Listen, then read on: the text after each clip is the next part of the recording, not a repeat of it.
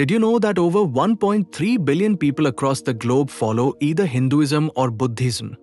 Two ancient spiritual traditions born from the same soil but offering radically different answers to life's most profound question. Who am I? Why Hinduism points inward and says, "You are the eternal self, the Atman." Buddhism looks into the same depth and replies, "There is no fixed self, only change." These aren't just philosophical ideas. They shape how people love, grieve, meditate, and even how they face death. If you've ever asked, "What is my purpose?"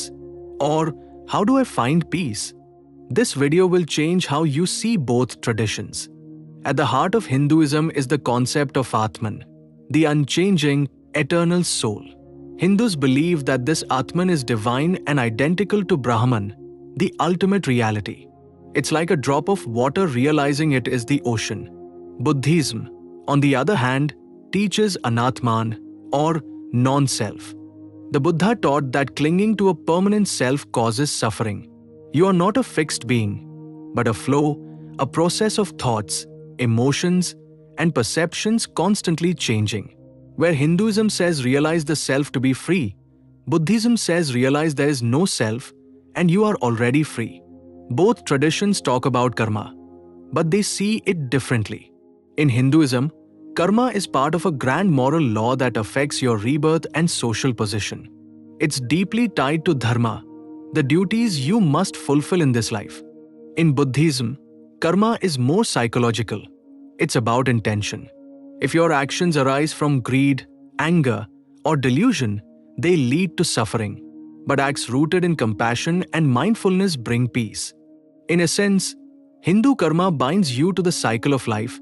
Buddhist karma is how you awaken from it. This is where the two sharply diverge. Traditional Hinduism upheld the Varna system, the four castes: Brahmins, priests, Kshatriyas, warriors, Vaishyas, merchants, and Shudras, laborers. Your birth determined your duties, your marriage, and even your access to spiritual teachings. Buddhism rejected caste. The Buddha himself was born a prince but taught that liberation is open to all, regardless of status or birth. In his Sangha, spiritual community, kings and slaves sat side by side. This radical equality made Buddhism revolutionary and deeply appealing to those excluded by caste. What happens when the soul is liberated? In Hinduism, liberation is called Moksha, the merging of the individual Atman with Brahman. It's the end of the cycle of rebirths, samsara, and the return to the source. In Buddhism, the goal is Nirvana, the extinguishing of desire, ego, and suffering. It's not merging, but letting go, a complete cessation of clinging and illusion. One tradition sees freedom as union, the other as emptiness.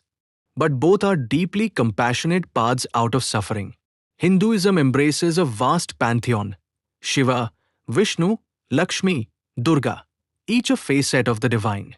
Worship, or puja, is central. Temples ring with bells, mantras, and incense. Buddhism, especially in its earliest form, doesn't worship gods for salvation. The Buddha is not a deity but a teacher. Meditation, insight, and ethical living are the tools. Later schools like Mahayana Buddhism introduced Bodhisattva, enlightened beings who guide others, creating a devotional practice that mirrors Hindu rituals in form, but not in doctrine. Meditation exists in both paths, but the intent is different.